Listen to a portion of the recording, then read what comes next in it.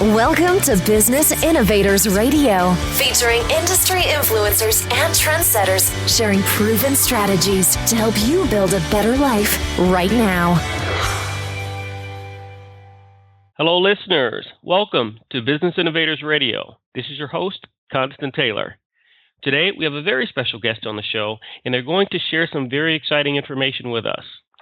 So, if you're looking to increase your personal and professional effectiveness, then you've come to the right place.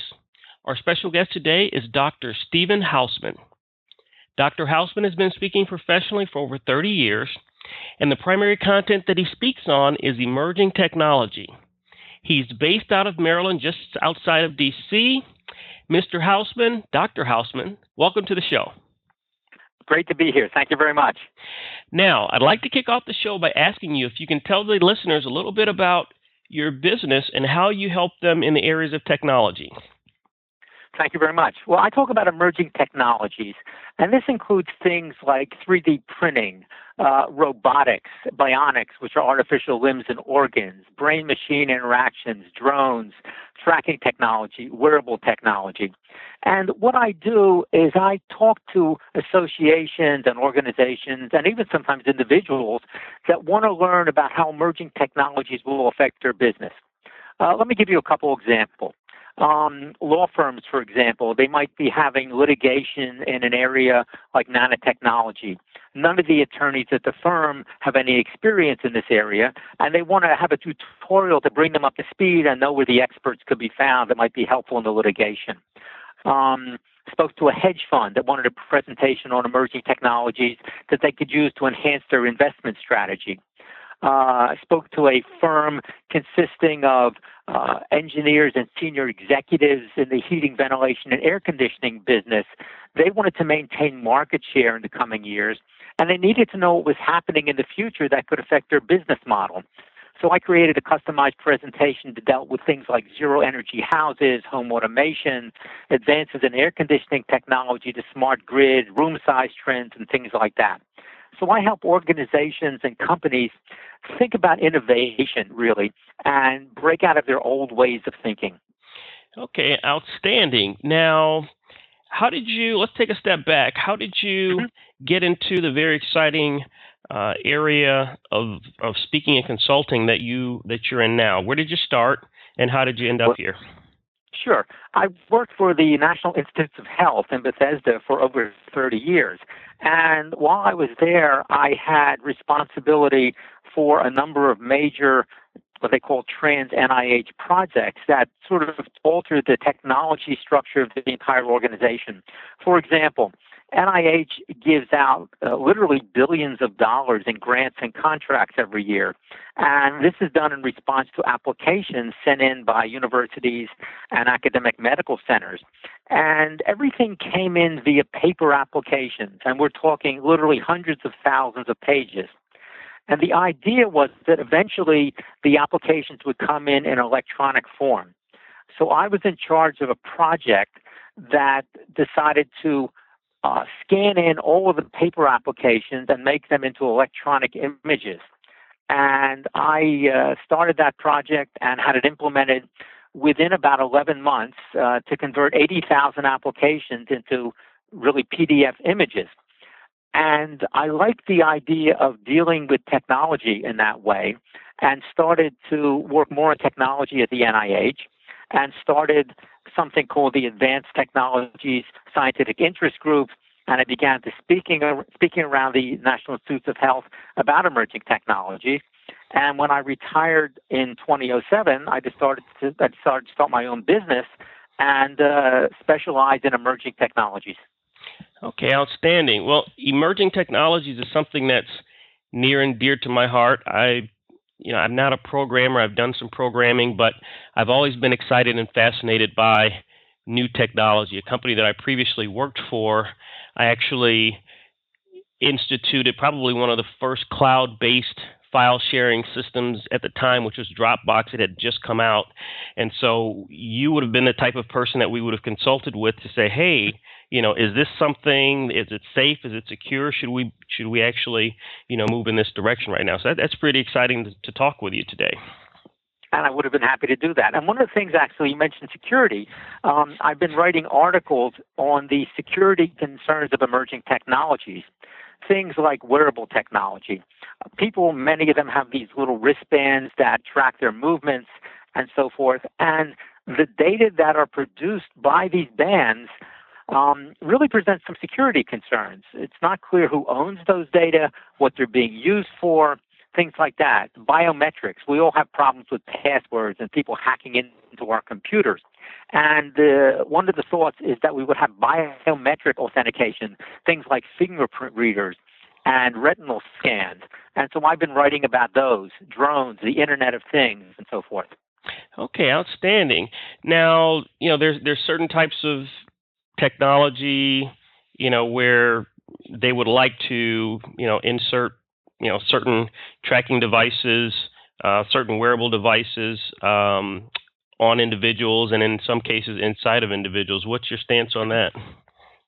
Well, we're talking about things like radio frequency identification devices. There was actually a report several years ago that in Mexico, people were having these RFIDs inserted so that they were kidnapped, they could be located. The problem is that there really are security concerns about people tracking you against your knowledge. If you, for example, have a device inserted in you or even in your car, cars have literally hundreds of computers nowadays. And do you really want to be concerned about somebody tracking your every movement? And unless the companies involved in making these computers and trackable devices incorporate security directly into them, you are subject to things like invasion of privacy.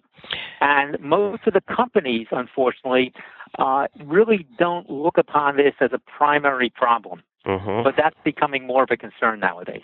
Yeah.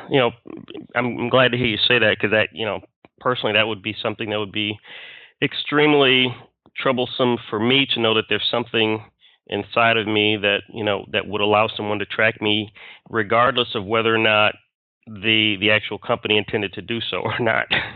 Correct. So now, what do your typical clients look like? I know you talk to hedge funds, you talk to different, but if you could describe your ideal prospect of someone that you would like to connect with and engage with, what would they look like? Well, it's an organization that wants to learn more about emerging technologies and how these technologies will affect their business. For example, it could be a law firm that is dealing with potential litigation in the field of nanotechnology.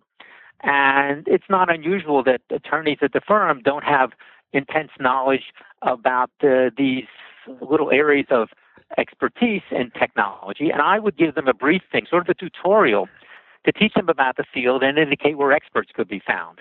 I spoke to a hedge fund that wanted presentational technologies that they could use to enhance their investment strategy. I spoke to a company that produces heating, ventilation, and air conditioning equipment for major manufacturers. And while they currently have a major market share, they wanted to maintain that market share over coming years. So I customized a presentation on them that dealt with zero energy houses, advances in air conditioning technology, the smart grid, home automation, room size trends, things like that. An organization of cosmetologists. The theme of their annual meeting was Back to the Future. And they were having a meeting that dealt really with a lot of the intricacies and details of their business, government regulations and rules. And the organizing committee said, we want a keynote that would be a complete departure from what they were doing. And it had to relate to the theme of Back to the Future. So I put together a presentation on the salon of the future and how technology such as robotics, 3D printing, and nanotechnology would affect their business. They wanted really an entertaining keynote, and that's what I could do. Okay. Interesting. Now, emerging technologies in the areas of energy. We've got the traditional fossil fuels, and then there's the electric vehicles companies like Tesla that's disrupting. Where do you see that field going? It's only going to grow. I mean, let's talk about solar energy. Most people are familiar with solar panels on the roofs. Over the past 10 years, they've gotten cheaper and cheaper. And it's almost to the point where solar panels on your roofs, would be competitive with regular fossil fuel power. Now, certainly there are a few concerns about the pollution in the manufacturing process, but once you have the solar panels installed on your roof, you can almost be grid independent, which is to say you might not necessarily need to be connected to the grid. If we have problems with, well, we're talking about security again, there are always concerns about hacking of the electrical system. If you can produce your own power, then you'd be independent of that. And Tesla, you've mentioned earlier, with regard to the electric vehicles, they also have a program where they produce lithium-ion batteries for the home. Mm-hmm. So if you have lithium-ion batteries in your home and solar panels on your roof, you could not only produce but store your own electricity for use at night. It's going to get cheaper and more common as time goes by. Do you see that as something that is going to be the standard of the future and it's only a matter of time, or is this guy just dreaming? No, I don't think it's a dream. I think it's reality. I think that more and more people will have solar panels on their roof. Now, certainly if you live in an apartment house, that's not going to be practical. But private homes that are appropriately sited without a lot of trees around them and a good southern exposure on the roof, it's probably going to be the case that a lot of people will say, I want solar panels and I want to cut down on my electricity usage. There are companies out there that will essentially install the panels for no more than the price you're paying in electricity now, and actually for less money. So you can end up saving a lot of money. There's also something called solar renewable energy credits. And if you have solar panels on your roof that you own, you can actually sell these credits for companies that want to buy non-polluting power. And so not only are you cutting down on your electric usage, but you're actually have an income-producing source on your roof. Exciting. Well, I'm a huge fan of Tesla and the CEO and in the areas that he's exploring in terms of space, electric energy. So that's really, really exciting. Steve Jobs also. These guys are the pioneers in, leading technologies. Too bad he was not around long enough to kind of continue to move that forward. What about in the areas of communications? Typically like right now, looking at the smartphone, 10, 15 years ago, it was unfathomable to imagine that we would have something like we have today, but now we kind of take it for granted. Where's this going to be in the next 15, 20 years? Well, that's the case actually with a lot of technologies. If you look at things 25 years ago, there was no internet. Mm-hmm. There were no personal computers. Cell phones would not even have been imagined. If you look at shows like Star Trek, where they had these tricorders, for example, to measure medical problems, they're in fact going to be reality in a couple of years. Communications will get smaller and smaller. There's even talk, believe it or not, of having cell phone implants that could be put, I know this sounds crazy, inside your head, so you could have total communication all the time if you wanted it. Mm-hmm. Yeah. Now, Steve Jobs, I think at one point he said something like he teaches people to want things that they didn't know they needed. Mm-hmm. And that's the case. There'll be things coming out in the future that are, as you pointed out, unfathomable, unpredictable. I mean, nobody predicted the iPad. Nobody predicted a whole range of things. Mm-hmm. If you look at the movie Back to the Future, 25th anniversary of the movie is happening this month, actually. They talked about fax machines being every place. Well, fax machines are pretty much an old technology now, and they're outdated. Mm-hmm. And it's the same thing. We have a lot of things now that they didn't have then. We have 3D printing now, and that was not even considered as a technology. What's on the drawing board? Well, there are engineers working on it now, and it's even hard to say what's going to be coming up in the next 10 or 15 years.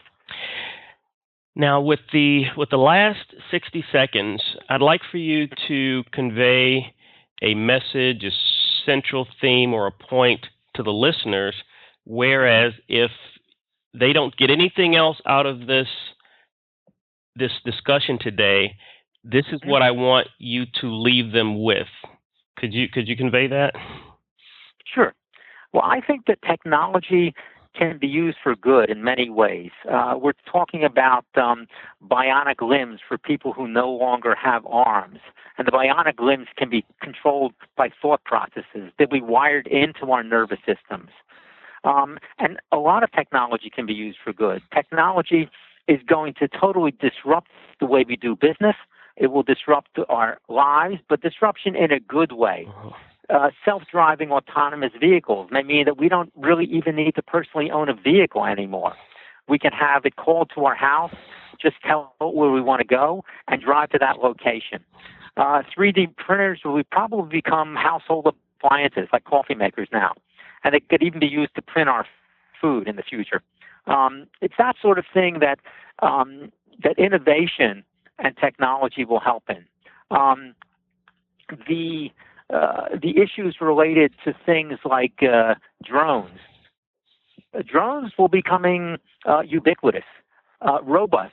It's estimated probably that by 2022, 30% of households in America will have a drone of one type or another. This can be something that vacuums your floor or cleans your gutters or cleans your swimming pool. But these things are coming. And the future really holds a lot of good with technology. Excellent. Now, if the listeners would like to contact your organization or to learn more about what you do, how can they do that, Doctor? The best way is through my website, which is hausmantech.com. That's Haus, as in Sam, Mantech.com. And there's a contact page right on there. Well, Dr. Hausman, thank you so much for sharing that very exciting and innovative information. I appreciate it, and I know that the listeners do as well. You're very welcome. It's great to be on the show with you. Thanks for listening to Business Innovators Radio. To hear all episodes featuring leading industry influencers and trendsetters, visit us online at businessinnovatorsradio.com today.